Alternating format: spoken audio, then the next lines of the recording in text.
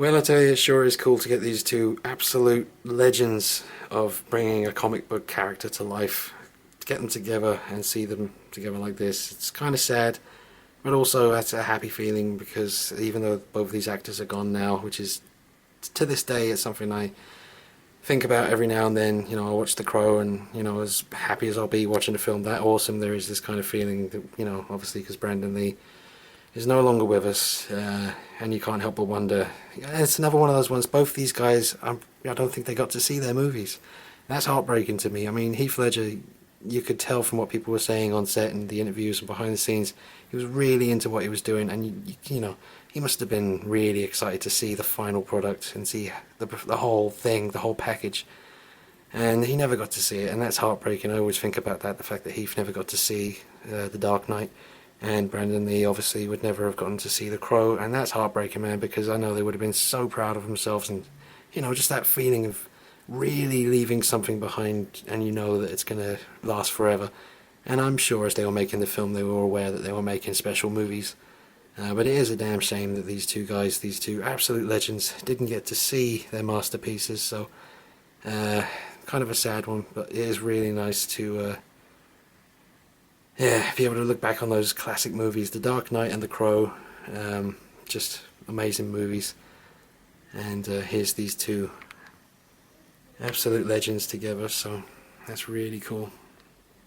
Two kind of similar looks, you know, there's not much separating these two. I mean, obviously the Joker is a bit more insane, but the Crow, you know, Brandon Lee himself in his last interview did say, well, watch that yourself, I mean, just listen to what he says about the character in his own words, but he touches on the fact that, you know, someone who comes back from the dead for 2 days might not be in the most stable frame of mind, so the Crow, the bird in the film, is kind of his guide, keeping him on track, telling him where to go, telling him where, well, showing him where these targets are, the people who've done, you know, who wronged him so terribly, and his girlfriend Shelley. So the Crow is there apparently to kind of really keep him from straying too far, but Brandon Lee, probably getting a bit off track now, but yeah, Brandon Lee did say that there was definitely some insanity in the character as well, so they are linked. And as I'll probably mention somewhere else in this video, when I saw The Dark Knight, there were some traces of the Crow that I sort of picked up on in Heath Ledger's portrayal of the Joker. I just sort of, there was some scenes here and there where it just kind of, just little subliminal flashes where I just kind of thought, that reminds me of the Crow, but in a really cool way.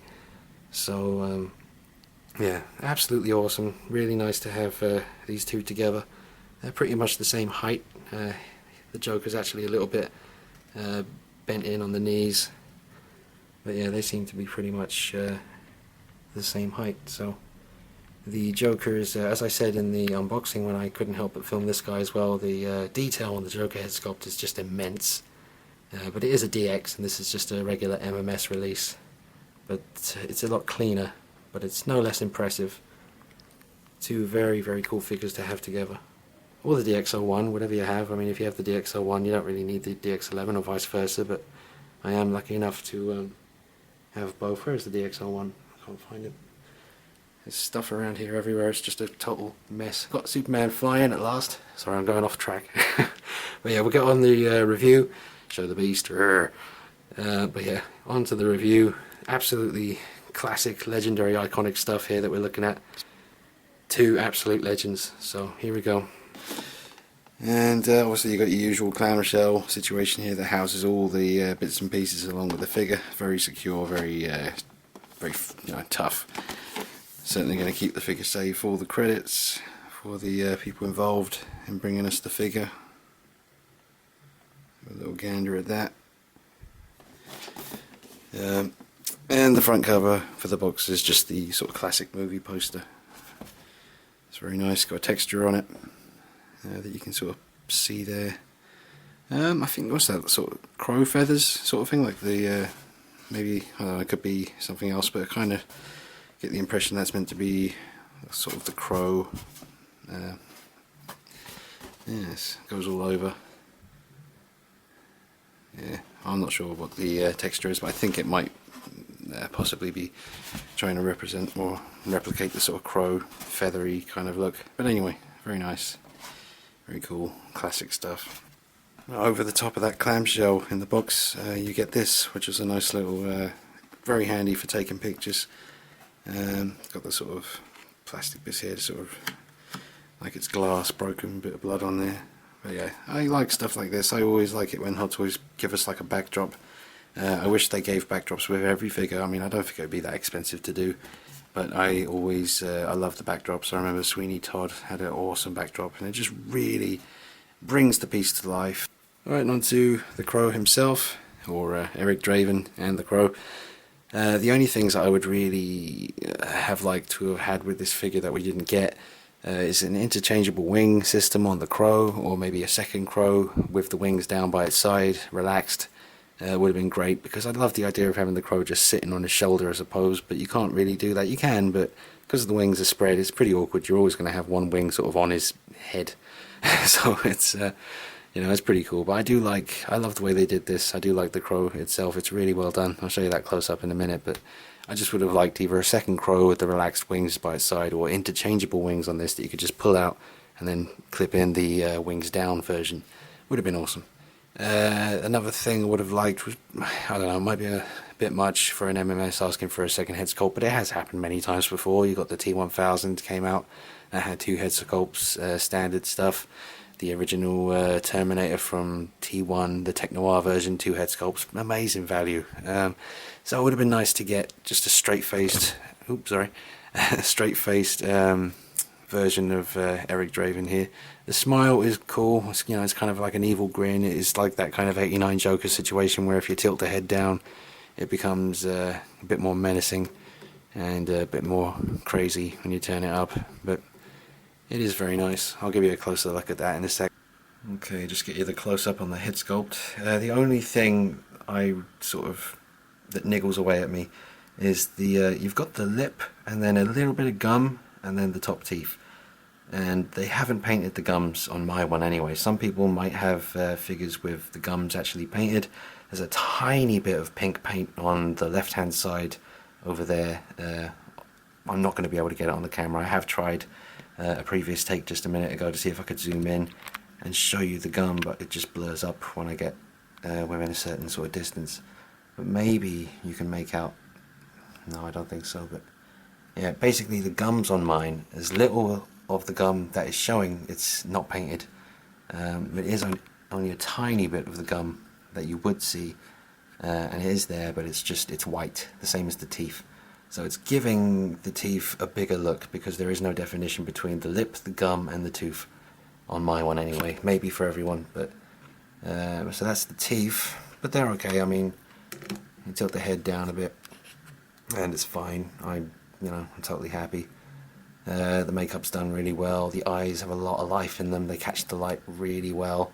The light from above, kind of hides the eyes. I've got the lights on in the room, so it's not really going to do it, but actually I might put a pause in a minute and I'll show you how sort of dynamic you can sort of get with it.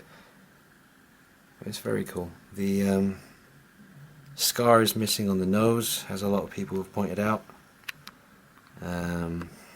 but perhaps that's one of the things that was left out. I think it was Brandon Lee's sister who approved the likeness. I might be wrong about that, that's just something I read.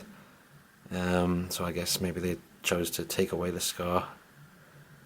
But I know from watching the Brandon Lee interview, the last interview that I guess we've all seen on the set of The Crow, he really believed in Eric Draven's cause, and he felt that the violence in the movie, it was actually justifiable for him personally. He could totally understand it, and he said if he was in the same situation he would do the same thing. So I think Brandon Lee, bless him, had he been alive today, he would have wanted this figure to come with everything. The shotgun, the hand with the hole in it, which I had to make myself from the scene with Fun Boy. I just did this quickly. You'll see it in part 3 of the showcase video. You can see it in a lot more sort of detail. It ended up being really gory. I mean, you can see there, that's pretty disgusting. But that was just a spare hand I had, and I heated it up and cut a hole into the middle, and then painted it with like 3 different shades of red, like a crimson red, a really sort of dark brown red, and then just another shade, bit brighter. and put it all in there, but it's really just trying to tilt it up a bit so you can see the grimness. I don't think it's going to work, but anyway, I just thought I'd show you that briefly. It's a cool little accessory that would have been nice to get with the figure. Very scene specific. There are other versions. You could have a hand that's more sort of spread open, but this is more of a practice attempt. I might do one more. This hand is a little bit too tan and a little bit too big, so I might go back and do the hole in the hand again. But yeah, the hair is well done. I think it's an accurate length. I kind of can't help but think of the scene when Eric Draven goes to visit what's his name, Officer Albrecht, played by Ernie Hudson. When he goes to his apartment, you get a good look at his sort of hair length in that. Mind you, his hair was probably different lengths during the course of filming. It's like Heath Ledger in The Dark Knight. Hair length in the interrogation scene compared to hair length at the end of the movie with the two ships about to blow each other up, just completely sort of different hair lengths. So that will happen over the course of filming the movie, but I think they did a good job with the hair. Let's get the light on that for you. Will it focus? Yes. But yeah, there's layers there, like there was with Thor recently. Like 3 or 4 layers of hair under there. So yeah, as I was saying, that scene with Officer Albrecht in his apartment, it's kind of that length from that scene, so it's all good. Okay, I'm sorry if the camera gets a bit shaky. I'm not using a tripod for this, but it's one of those cool head sculpts that when the light changes, the face really changes. Light from above looks like that, light from the side gets pretty creepy, and sort of more directly in front, and then from underneath that'd probably look pretty funky if we turn the head down a bit. And there we go, it's a little bit more insane looking. Very nice. From above again, behind, directly in front. But yeah, as the light changes, it's one of those cool figures, takes on a whole different mood. And yeah, very nice. So yeah, you won't get any complaints from me about this head sculpt. I'm very, very happy. I just wish the gums had the paint on them, but it is so small, I kind of don't really blame them if I was the painter. God, I don't know, if they paint these by hand, imagine knowing that you've got all those gums to paint. It would have been, probably just run out of the office screaming. But anyway, it's an awesome head sculpt. Very, very nice. I didn't really touch it at all. I was worried about damaging it, but I still managed to get some scratches on it. So be very careful. This is very, very easy to mark. Try and keep your fingers off the this business end of it, you know, and don't touch the strings if you can help it. Just be very careful. But mine's alright, other than the little marks and stuff. It's very, very crazy detail. The pickups and stuff, just mad. Yeah, the little whammy bar, don't move that. I don't think it does move, so don't go trying to whammy bar it. That's what they used to call it in my day anyway, a whammy bar. I don't know what you call it now, a funk stick, a rad rod. And it was the exclusive version, so it came with the spire. It's very nice. Nice detail. And it's all sort of rough, weathered. Very nice. It was a bit bent when I got mine. If you can see, it's going off to the side a little bit, but you turn it this way for pictures and it's straight. Okay, so the coat can pose, it's got a wire going all the way around the edge, and it's going all the way through the collar as well, or the lapels, whatever you want to call it. So you can do pretty much anything you want. I mean, some people have complained saying the coat's baggy and stuff. It was pretty baggy in the film, to be honest. And you can you know, because of the wire, you can sort of really take your time, mess with it. I haven't really done that. I've left it just kind of wrinkly and nasty. It was kind of baggy in the film. Yeah, I mean, look, you can go from that to that pretty quickly. The wire is nice and tough. You can bend it right up. See, it just stays. It's fine. Nice and tough. I don't want to go too mad posing him for the review. I was going to go mental and just do crazy amounts of poses, but for the last 3 or 4 days since I got him, I've been working crazy hard doing the showcase videos, and I know a lot of you guys have been watching them, so thank you. If you haven't seen them, go ahead and watch them, because they took so long to do.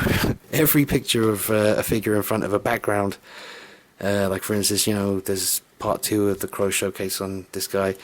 Got some pictures of him running across the rooftops chasing the crow, and each picture takes an hour to over an hour to do. Every single picture. So gosh, you can imagine, I don't count how long it takes to make a video, because if I did, if I realized how long I spend making them, I'd probably go crazy and have myself put away. That's the one reason I never worry about anyone else doing you know, night vision style videos. I don't think anyone else would be crazy enough to do what I'm doing.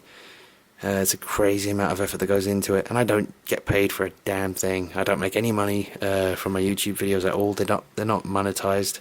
It's too much hassle because of the music and stuff, so I just leave them unmonetized and that. So no money being made. It's all pure passion, just trying to show you guys these figures in the best way possible. So reviews like this, I find them quite uncomfortable. I don't really like reviewing stuff. I don't like talking about it too much. I believe that you can show everything you need to show without speaking at all. But it's all just opinions. People like to give their opinions and they like to talk. So, so there you go. What else can I say? I feel like I'm just, you know, it's not really one of those figures that has many secrets. It's just, you know, it's a guy wearing a lot of leather, and he can pose pretty much. Oops. However you want. Get a bit of live posing going on for you. What can I do with him? One thing I was wondering about when I was waiting for him to arrive was whether he'd be able to sit down in a chair easily because of his leather pants. Now the T800, the DX10, he had leather pants. Well, I think his were actually real leather. But one thing he couldn't do was move much in the leg. Thankfully the Crow can, and he can sit down. One sec, I have to put that through here. But yeah, just to show you, he can sit down in a chair, no problemo, in case you have yourself a cool 1/6 sort of throne style chair, which I'd love to get for this guy. I like that classic picture of him sitting in a chair, and he's kind of sitting with his hands like that or something. You know the one, if you know the Crow. He's not wearing the coat in the picture I'm thinking of. But just to show you, he can sit down really easily, and just pull his sort of trousers down again to sort of cover up the bit of skin showing. Oh, you couldn't see that anyway, sorry, but yeah, when I sat him down you could see a bit of ankle. So yeah, he can sit down really easy, and I got no complaints. This guy poses like a dream. Got the sort of ratchet shoulders and go right up. I go up more than that, I'm just doing it as much as, you know, I need to. But yeah, he can lift his arms right up, and he can sit down, and what else can I say? Awesome figure. We'll keep it short because I've worked myself to death, as I said, on this figure already. The showcase videos will speak more than I ever could now, so yeah. But for people who are complaining about the coat being too baggy or wrinkly, that's all up to you really. I mean, you can straighten that out if you want to, and the sleeves, I mean, well, what do you want? It's awesome. I always wondered why he strapped himself up with tape in the movie. I was thinking about that the other day, because I don't know, is he doing it to cover up wounds? Because his wounds were healing straight away, so unless he was just worried about showing a bit of belly because his top got ripped or something, I don't know. And why is this string round here? You know, I ain't complaining, I'm just wondering. I've wondered since I was about 13 years old, why has he put rope around his knee? Anyway, it looked cool, so that's the main thing. Oh, and the ring has detail on it. Now that is probably not going to pick up. In fact, you could probably just go to the showcase part 2 that I did, and you will see the detail on that, which I don't think you're going to get right now. Nope, it won't focus on that, but there is some detail on that ring. The boots, they're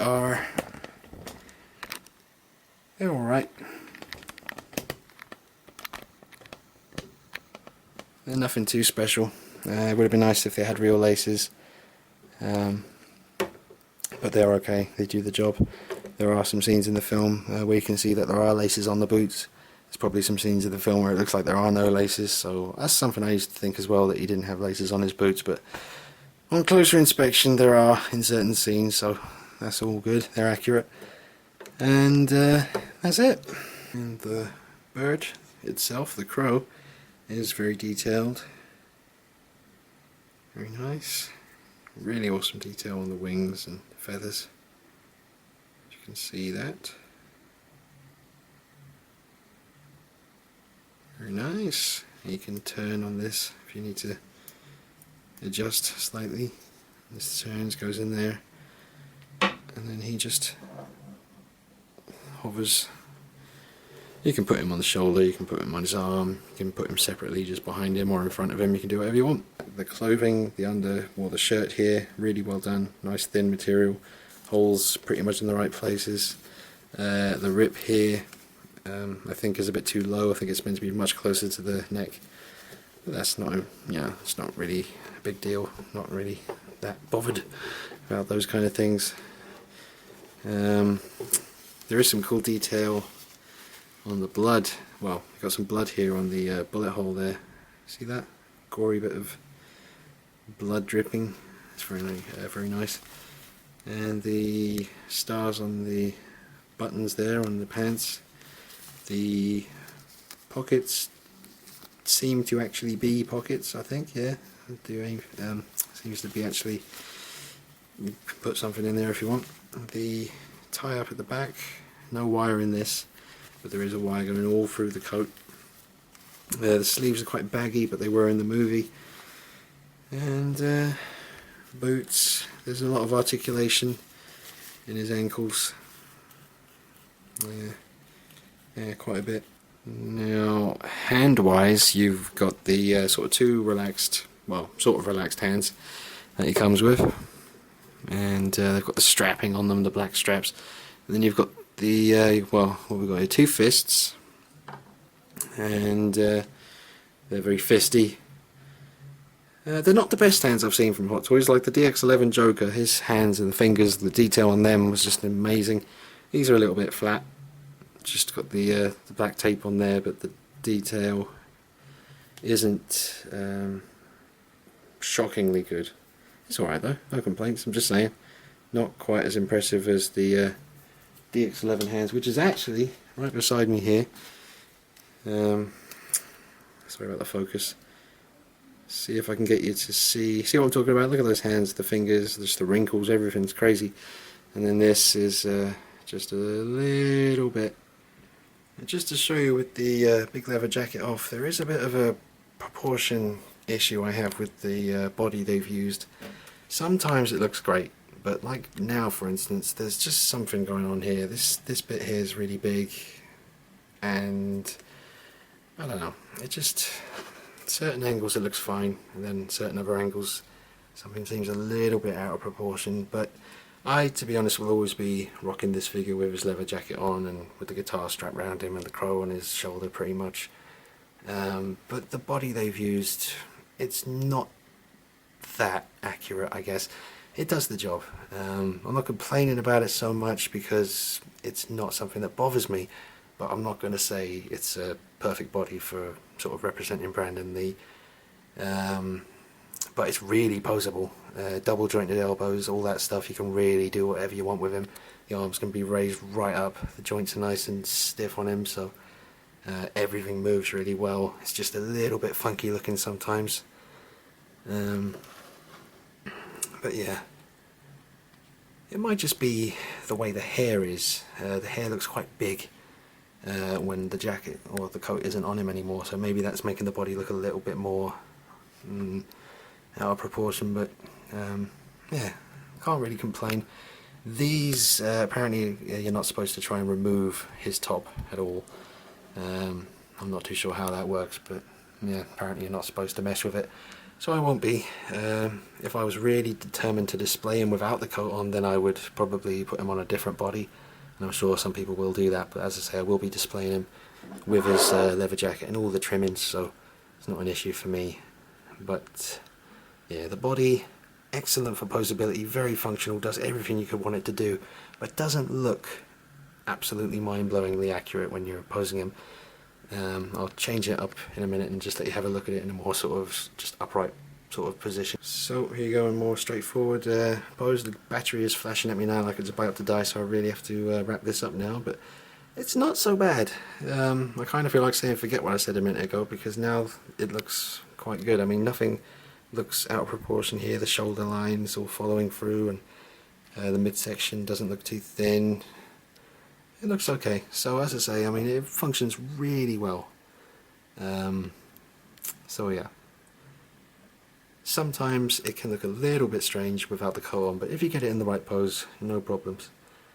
So I would definitely say it's a must-have if you're a Crow fan, absolutely. Really nice to finally have a really good Hot Toys figure representing the Crow, Brandon Lee. So I am very happy. I would just wrap it up by saying it's an excellent figure. Please check out the free showcase videos I've made on this guy with all the backgrounds, poses and all that stuff going on. Took a lot of time and crazy effort. I didn't sleep for like 2.5, 3 days. Well, sort of, but not much.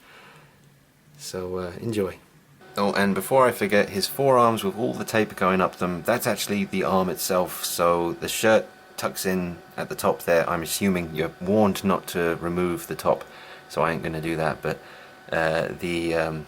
yeah, the wrist going up, that's all actually sculpted part of the arm itself. So that tape don't come off, or yeah, it's not like a sleeve you can slip on and off. I'm not too sure how they've done that, but I'm not going to mess with it. But I just thought I'd let you know. Yep.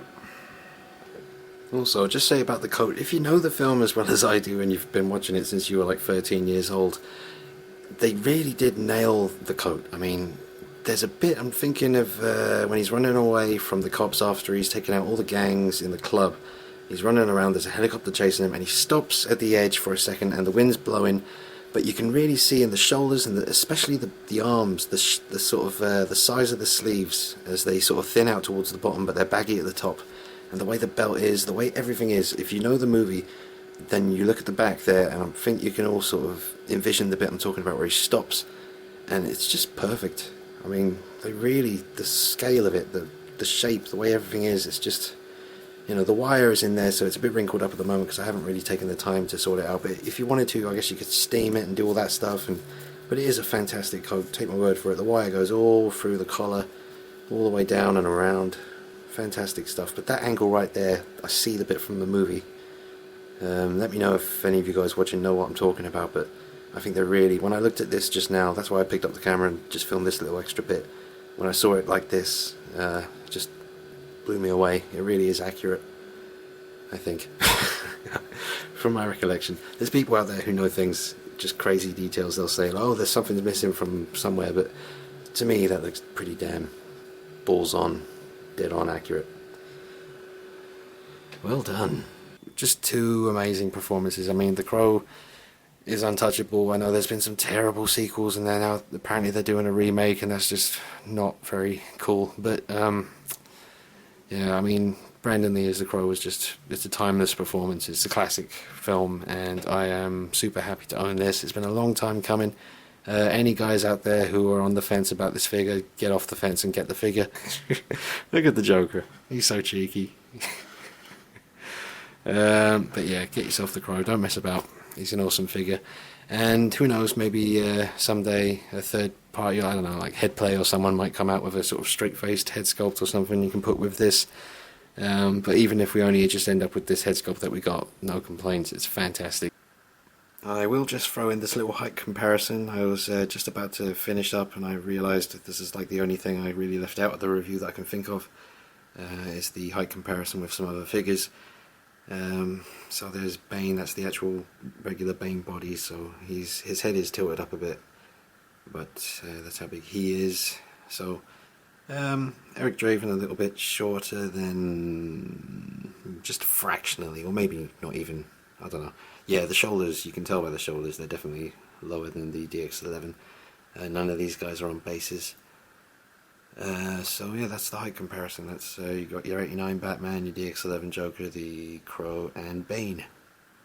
Okay, so thanks for watching everyone. I know it's probably turned out to be quite a long review, probably around the half-hour mark, but that's just the way it's worked out.